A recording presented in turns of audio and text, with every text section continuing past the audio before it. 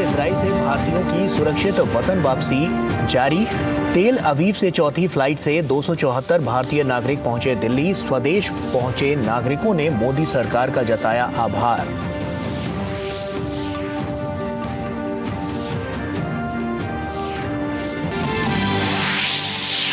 Gaza में बड़े जमीनी, समुद्री और हवाई हमले की तैयारी में इजराइल। बड़े एक्शन की आहट को देखते हुए हजारों लोगों का उत्तरी गाजा से दक्षिण की तरफ पलायन।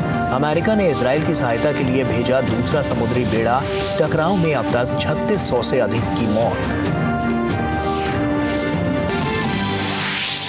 विदेश मंत्री डॉक्टर एस जयशंकर आज से वियतनाम और सिंगापुर के 6 दिवसीय दौरे पर।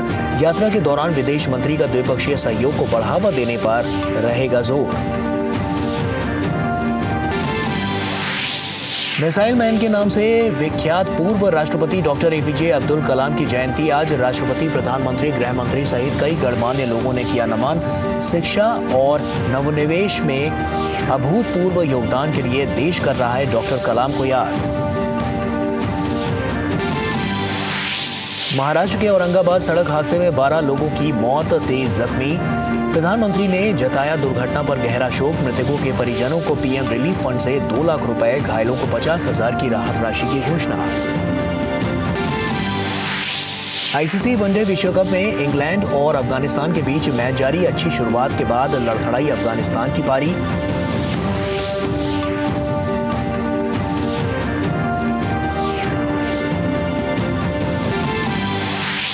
शारदीय नवरात्रि के पहले दिन देश भर के मंदिरों में उमड़ा भक्तों का सैलाब। प्रधानमंत्री और गृह मंत्री ने देशवासियों को दी नवरात्रि की शुभकामनाएं।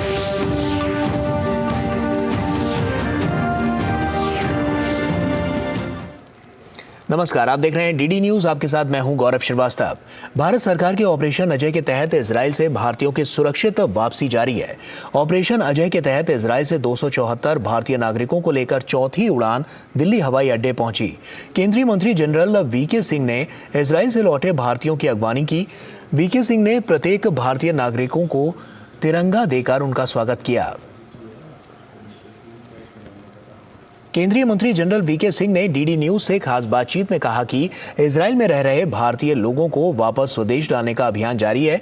उन्होंने कहा कि प्रधानमंत्री मोदी की सही समय पर सही निर्णय लेने की वजह से ही ये संभव हो पाया है। मिशन अजय के अंतर्गत चौथी फ्लाइट दिल्ली पहुंच चुकी है और तकरीबन 270 से अधिक पैसेंजर्स को लेकर वापस आई है भारत। सर, किस तरीके से देख रहे हैं इस मिशन को? चूंकि 3 फ्लाइट्स आ चुकी हैं, चौथी भी आ चुकी है और आगे भी प्लान है। लोगों से प्रतिक्रिया अच्छी मिल रही है क्योंकि एक तो यूनिवर्सिटीज बंद हैं, कुछ अभी हो नहीं रहा है, और जिस तरीके से चीजें चल रही हैं, काफी लोग हैं जो कि वापस आना चाहते हैं।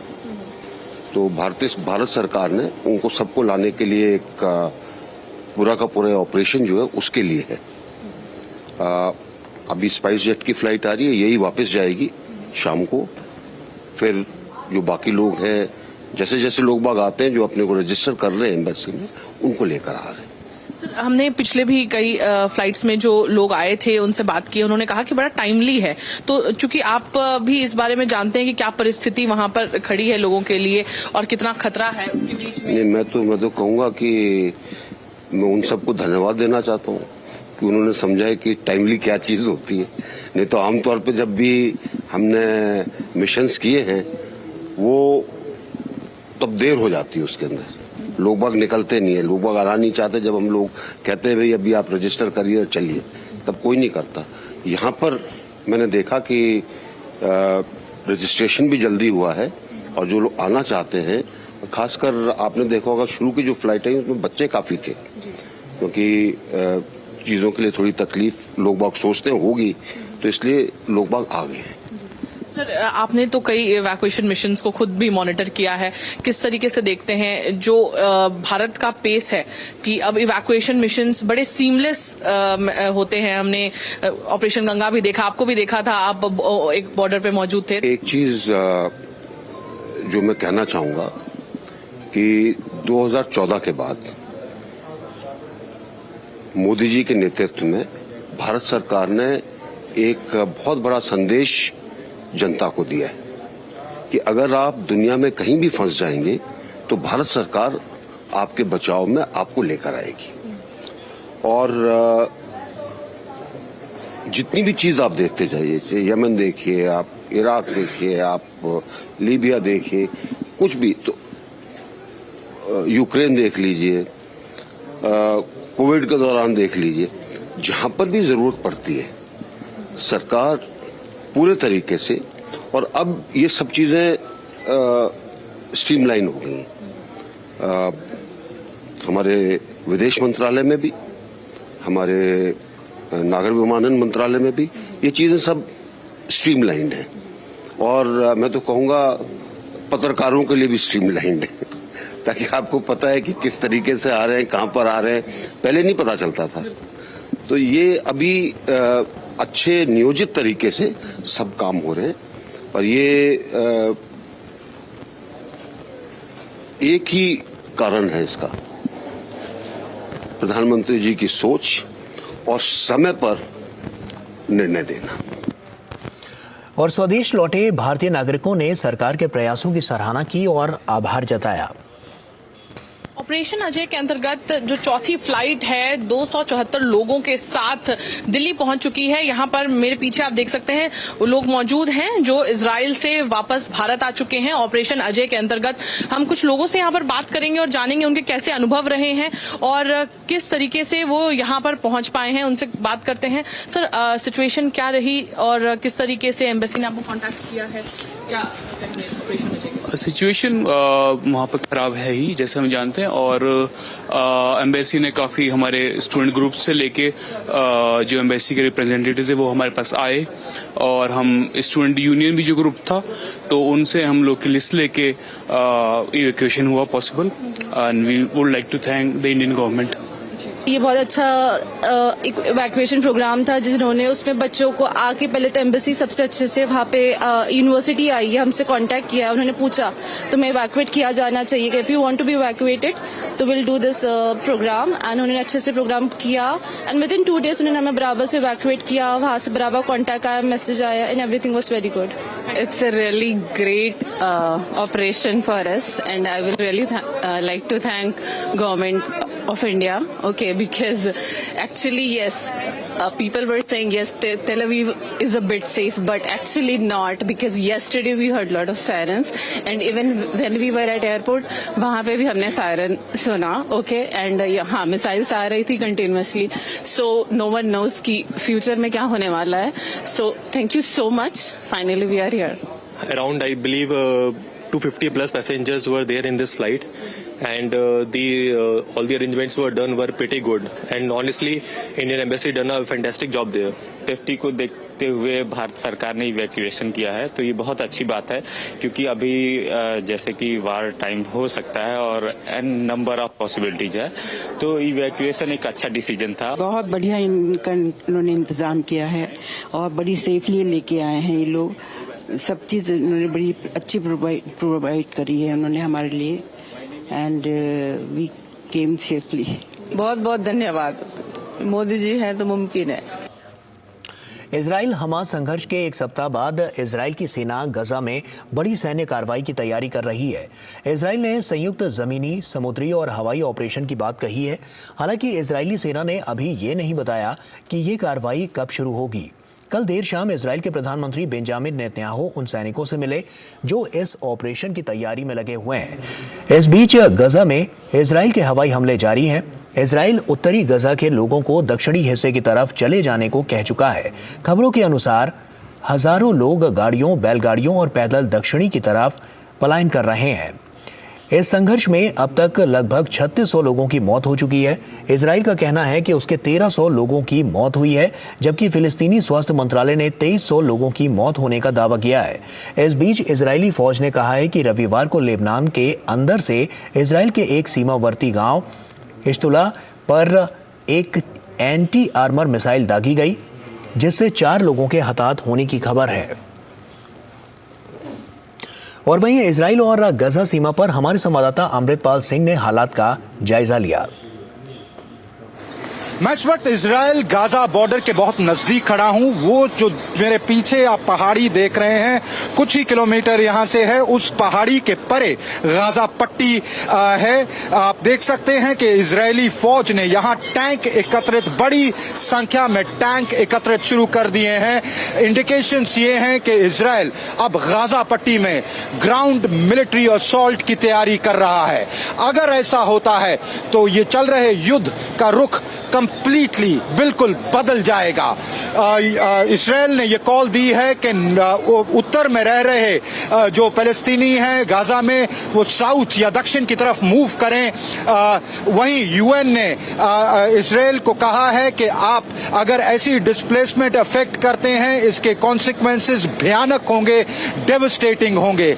और जो मुल्क हैं वो भी इजराइल को रिस्ट्रेंट शो करने के लिए या एहतियात बरतने के लिए की सलाह दे रहे हैं। पर देखना यह होगा कि क्या इजराइल इस बात को मानता है या क्या इजराइल इस ग्राउंड मिलिट्री एक्शन को अफेक्ट करता है।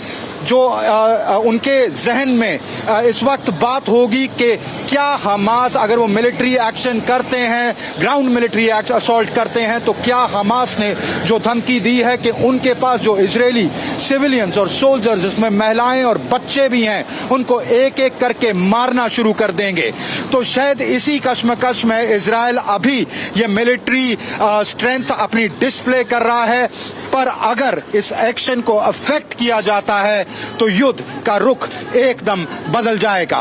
कैमरामैन सत्य प्रकाश दुबे के साथ Amritpal Singh, DD news, Israel Gaza border. और वहीं विदेश मंत्री डॉक्टर एस जयशंकर विभिन्न क्षेत्रों में द्विपक्षीय सहयोग को बढ़ावा देने के लिए आज से वियतनाम और सिंगापुर की 6 दिवसीय यात्रा पर हैं। अपनी यात्रा के पहले चरण में डॉक्टर एस जयशंकर आज वियतनाम की राजधानी हनोई पहुंचे, जहां वियतनाम के विदेश मंत्री बुई थान सोन ने उनका पारंपरिक रूप से स्वागत किया। वियतनाम पहुंचकर विदेश मंत्री ने ऐतिहासिक ट्रान कोक पैगोडा का दौरा किया। सोशल मीडिया पोस्ट में डॉक्टर जयशंकर ने कहा कि भारत और वियतनाम के बीच सदियों पुराने संबंधों के प्रतीक ट्रान कोक पैगोडा में बोधि वृक्ष है। उन्होंने कहा कि यह वृक्ष 1959 में तत्कालीन राष्ट्रपति डॉक्टर राजेंद्र प्रसाद ने वियतनाम के राष्ट्रपति हो ची मिन को उपहार में दिया था। विदेश मंत्री कल 18वीं संयुक्त आयोग की बैठक की सह अध्यक्षता करेंगे। और यहाँ वक्त एक छोटे से ब्रेक का है, जल्द लौटते हैं।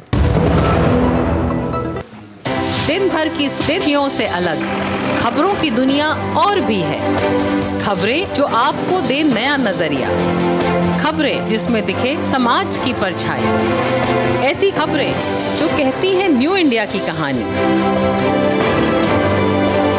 खबरें जो है अनछुई, कुछ खट्टी कुछ मीठी, हम लाते हैं आपके लिए ढूंढकर। खबर हटकर सोमवार से शुक्रवार सिर्फ डीडी न्यूज पर।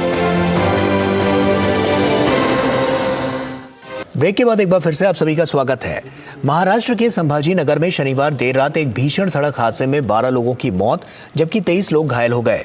हादसा रात करीब 1 बजे के करीब समृद्धि एक्सप्रेसवे पर हुआ, जिसमें टेम्पो ट्रैवलर और ट्रक की जोरदार टक्कर हो गई। प्रधानमंत्री नरेंद्र मोदी ने महाराष्ट्र के संभाजी नगर के भीषण सड़क हादसे पर दुख व्यक्त किया। सोशल प्लेटफॉर्म एक्स पर अपने संदेश में प्रधानमंत्री ने कहा कि छत्रपति संभाजी नगर जिले में दुर्घटना के कारण लोगों की मृत्यु से दुखी हूं। मेरी संवेदनाएं उन लोगों के साथ हैं जिन्होंने अपने प्रियजनों को खोया है। पीएम ने कहा कि मैं घायलों के शीघ्र स्वस्थ होने की कामना करता हूं। प्रत्येक मृतक के परिजनों को prime minister national relief fund से 2 लाख रुपए की अनुग्रह राशि दी जाएगी। घायलों को 50,000 रुपए दिए जाएंगे। दक्षिण भारतीय राज्य तमिलनाडु के तिरुवन्नामलई जिले में हुई एक सड़क दुर्घटना में 7 लोगों की मौत हो गई। घटना चेंगम के पास उस समय हुई जब एक कार और लॉरी आमने सामने टकरा गई। टक्कर इतनी भीषण थी कि 7 लोगों ने मौके पर ही दम तोड़ दिया। जानकारी के अनुसार ये सभी लोग एक शादी समारोह से घर लौट रहे थे। आज भारत सहित दुनिया भर में विश्व छात्र दिवस मनाया जा रहा है। ये दिन भारत के पूर्व राष्ट्रपति डॉक्टर अब्दुल कलाम की जयंती के उपलक्ष्य में मनाया जाता है। डॉक्टर अब्दुल कलाम के जीवन और कार्य की स्मृति में 2010 में 15 अक्टूबर को विश्व छात्र दिवस के रूप में घोषित किया गया था। डॉक्टर एपीजे अब्दुल कलाम की शिक्षण में भूमिका और उनकी प्रतिबद्धता को शब्दों में वर्णित नहीं किया जा सकता। उन्हें पढ़ाने का इतना शौक था कि भारत के 11वें राष्ट्रपति के रूप में पद छोड़ने के अगले दिन ही वे शिक्षण में लौट आए थे। डॉक्टर कलाम का मानना था कि शिक्षक की भूमिका चरित्र, मानवीय गुणों का निर्माण, प्रौद्योगिकी के माध्यम से बच्चों की सीखने की क्षमता को बढ़ाना और नवोन्वेषी और रचनात्मक होने का आत्मविश्वास पैदा करना होना चाहिए, जो उन्हें भविष्य में प्रतिस्पर्धी होने में मदद करेगा। देश विदेश में डॉक्टर कलाम को एकेडमिक, लेखक, वैज्ञानिक सहित कई अन्य क्षेत्रों में अमूल्य योगदान के लिए जाना जाता है। और राष्ट्रपति द्रौपदी मुर्मू ने पूर्व राष्ट्रपति डॉक्टर एपीजे अब्दुल कलाम को नमन किया। उन्होंने राष्ट्रपति भवन में डॉक्टर कलाम साहब को श्रद्धांजलि अर्पित की। और वहीं प्रधानमंत्री नरेंद्र मोदी ने डॉक्टर एपीजे अब्दुल कलाम की जयंती पर उन्हें नमन किया। पीएम ने सोशल मीडिया प्लेटफॉर्म एक्स पर लिखा कि अपने विनम्र व्यवहार और विशिष्ट वैज्ञानिक प्रतिभा को लेकर जन जन के चहेते रहे पूर्व राष्ट्रपति डॉक्टर एपीजे अब्दुल कलाम जी को उनकी जयंती पर कोटि कोटि नमन। पीएम ने राष्ट्र निर्माण में उनके अतुलनीय योगदान को सदैव श्रद्धापूर्वक स्मरण किया जाएगा। केंद्रीय गृह मंत्री अमित शाह ने सोशल मीडिया प्लेटफॉर्म एक्स पर डॉक्टर कलाम को श्रद्धांजलि देते हुए लिखा कि ज्ञान और विज्ञान के अद्भुत संयोजन से डॉक्टर एपीजे अब्दुल कलाम जी ने देश की सुरक्षा को अभेद्य बनाने में अहम योगदान दिया। संघर्ष से शीर्ष तक का उनका सफर न केवल देश बल्कि संपूर्ण मानव जगत के लिए एक विरासत है। मिसाइल मैन डॉक्टर कलाम का जीवन देश के युवाओं को नई सोच व समर्पण के साथ राष्ट्र सेवा की प्रेरणा देता रहेगा। पूर्व राष्ट्रपति भारत रत्न डॉक्टर एपीजे अब्दुल कलाम जी की जयंती पर उन्हें नमन। प्रवर्तन निदेशालय ने मनी लॉन्ड्रिंग के एक मामले में बड़ी कार्रवाई करते हुए एनसीपी के पूर्व सांसद की 315 करोड़ रुपए की संपत्ति जब्त कर ली है। जो संपत्तियां अटैच की गई हैं वो एनसीपी के पूर्व कोषाध्यक्ष और पूर्व राज्यसभा सदस्य ईश्वर लाल शंकर लाल जैन लालवानी और उनके बेटे मनीष ईश्वर लाल जैन लालवानी से संबंधित हैं। इनमें 3 कंपनियों की संपत्तियां भी शामिल हैं। और सिक्किम के बाढ़ प्रभावित क्षेत्रों में भारतीय वायुसेना का राहत अभियान जारी है। वायुसेना के चिनूक और MI-17V5 हेलीकॉप्टर राहत मुहिम में लगे हुए हैं। अब तक 1700 से अधिक लोगों को सुरक्षित स्थानों पर पहुंचाया गया है।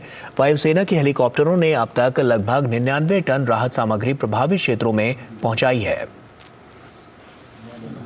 दिल्ली में आज वेदांता दिल्ली हाफ मैराथन का आयोजन किया गया। जवाहरलाल नेहरू स्टेडियम में शुरू की हुई हाफ मैराथन में हर उम्र के लोगों ने भाग लिया। 4 महिला धावकों सहित 25 रेलवे सुरक्षा बल के जवानों के साथ आरपीएफ डीजी मनोज यादव ने भी वेदांता दिल्ली हाफ मैराथन में भाग लिया। इस अवसर पर उन्होंने कहा कि इस दौड़ का उद्देश्य भारतीय रेलवे में यात्रा करने वाली महिलाओं की सुरक्षा के लिए आरपीएफ द्वारा उठाए जा रहे कदमों के बारे में जागरूकता फैलाना था। Today, I have completed the Vedanta Delhi Half Marathon along with 25 of very brave and gallant officers of Railway Protection Force, Jawans, including 4 women runners. The purpose of this run was to spread awareness about the steps being taken by RPF for the protection of women who are traveling on Indian trains. There is a scheme, Meri Saheli. Any single woman who's traveling is escorted. We contact her at every station just to check and to assure her that she is doing well. और भारतीय वायुसेना ने गुवाहाटी के बोरझार स्थित वायुसेना station पर air show का आयोजन किया। वायुसेना की 91वीं वर्षगांठ मनाने के लिए IAF के विमानों की विशेषता वाले प्रभावशाली एयर शो का ये आयोजन किया गया। भारतीय वायुसेना का आधिकारिक तौर पर गठन 8 अक्टूबर 1932 को हुआ था। हर साल इस दिन देश वायुसेना दिवस मनाता है। हाल ही में भारतीय वायुसेना दिवस की 91वीं वर्षगांठ देश भर के हवाई स्टेशनों पर बड़े उत्साह के साथ मनाई गई। और रेल मंत्रालय ने कहा कि उसके द्वारा 1 अक्टूबर 2023 से शुरू किए गए विशेष अभियान 3.0 में कई उपलब्धियां हासिल की गईं। रेल मंत्रालय द्वारा की गई जानकारी के अनुसार विशेष अभियान के दौरान कार्यालय स्क्रैप के निपटान से करीब 66.83 लाख रुपए का राजस्व एकत्रित किया गया। स्क्रैप निपटान पर विशेष ध्यान देने के परिणाम स्वरूप 3,97,619 वर्ग फीट कार्यालय स्थान खाली हुआ। साथ ही इस अवधि के दौरान 5,297 से अधिक स्वच्छता अभियान चलाए गए। इस दौरान 51,954 से अधिक फाइलों की समीक्षा भी की गई। रेल मंत्रालय ने देश भर में अपने जोनल मुख्यालयों, मंडल कार्यालयों, उत्पादन इकाइयों, RDSO, प्रशिक्षण संस्थानों, सार्वजनिक क्षेत्र के उपक्रमों और 7,000 स्टेशनों पर पूरे उत्साह और जोश के साथ विशेष अभियान 3.0 चलाया। रेलवे ने 31 अक्टूबर तक 10,722 स्वच्छता अभियान चलाने का लक्ष्य रखा है।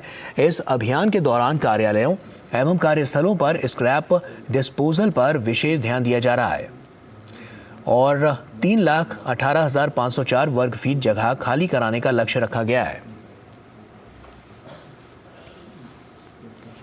हिमाचल प्रदेश में मौसम ने करवट बदली, जिसके चलते पहाड़ों पर बर्फबारी हुई।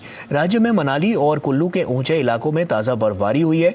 इस बीच मौसम विभाग ने पंजाब और हिमाचल प्रदेश में पश्चिमी विक्षोभ के कारण कल तक मध्यम से तेज वर्षा का अनुमान व्यक्त किया है। विभाग ने जानकारी दी है कि उत्तर पश्चिम भारत में आज रात से वर्षा हो सकती है। मौसम विभाग ने आज रात से कल तक जम्मू कश्मीर और हिमाचल प्रदेश में बहुत तेज वर्षा और बर्फबारी की संभावना व्यक्त की है। दक्षिणी पंजाब, दक्षिणी हरियाणा, दिल्ली और उत्तरी राजस्थान में भी हल्की वर्षा हो सकती है।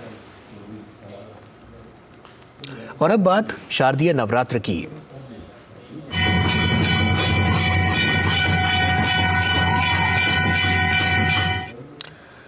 आज से शारदीय नवरात्र की शुरुआत हो गई है। सुबह से ही देश भर के मंदिरों में भक्तों का तांता लगा हुआ है।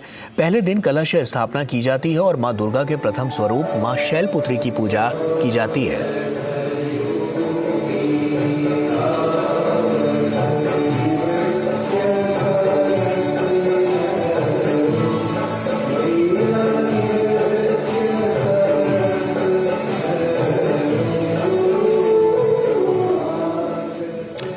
और प्रधानमंत्री नरेंद्र मोदी ने शारदीय नवरात्रि पर अपनी शुभकामनाएं दी।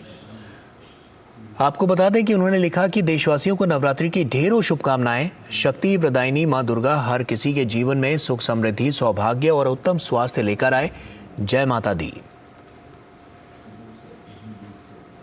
और आज शारदीय नवरात्रि की शुरुआत के मौके पर प्रधानमंत्री ने एक वीडियो भी जारी किया। पीएम ने सोशल मीडिया प्लेटफॉर्म एक्स पर लिखा, नवरात्रि के शुभ आगमन के मौके पर मेरे द्वारा लिखे गरबा के इस गीत को आप सभी के साथ साझा करते हुए मुझे बड़ी प्रसन्नता हो रही है। मेरी कामना है कि उत्सव की लय में सभी रंग जाएं। मैं इस गरबा गीत को आवाज और संगीत देने के लिए मीत ब्रदर्स और दिव्या कुमार को धन्यवाद देता हूँ। छोरू ने मળી आज दर्शननी सौगात, दर्शननी सौगात। हो लाल चुंदलड़ी मान सोहाए रे, माना मांडवड़ मोती वेराए रे। माड़ी आ बेटी आवती खड़ाए रे, लाल लाल चुंदलड़ी नभ मलहराए, लाल लाल चुंदलड़ी। प्रधानमंत्री ने सोशल मीडिया प्लेटफॉर्म एक्स पर लिखा कि नवरात्रि के शुभ आगमन के मौके पर मेरे द्वारा लिखे गरबा के इस गीत को आप सभी के साथ साझा करते हुए मुझे बड़ी प्रसन्नता हुई है। मेरी कामना है कि उत्सव की इस लय में सभी रंग जाएं।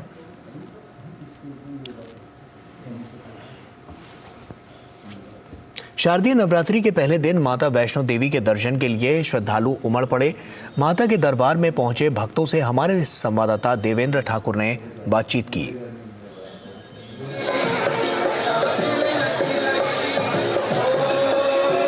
किसी को अगर स्वर्ग की कल्पना करने के लिए कहा जाए तो शायद ये दृश्य जो है स्वर्ग से कम नहीं है। यहाँ फ्रूट्स लगे गए हैं, यहाँ पे सारे फ्रूट्स असली, एक भी फ्रूट नकली यूज़ नहीं किया। यहाँ एक एक चीज़ ऑर्गेनिक यूज़ की गई है। सब बहुत सुंदर है, मतलब यहाँ की हवा में खुशबू है, जादू है। हमारा सौभाग्य था, एक तो माँ ने आज टाइम दिया हमें बहुत ज़्यादा अपने पास खड़े होने का या बैठने का, और दूसरा जो भवन की सुंदरता है वो अपने आप में मतलब देखने को लगती है। मुझे तो ऐसे लग रहा है कि मैं माता रानी के चरणों में हूँ और मेरे को लग रहा है मैं स्वर्ग में हूँ।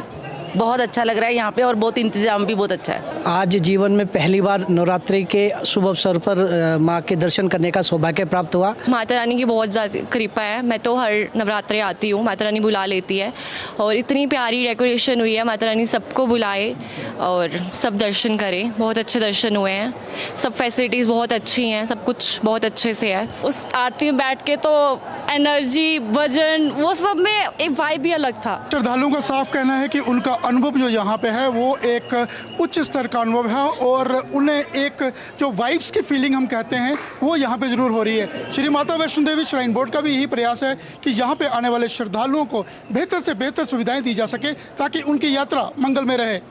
देवेंद्र ठाकुर, दूरदर्शन समाचार, वैष्णो देवी भवन। राष्ट्रीय स्वयंसेवक संघ के सरसंघ चालक मोहन भागवत ने नवरात्रि के पहले दिन जम्मू के बाहू किले के परिसर में स्थित मंदिर के दर्शन किए।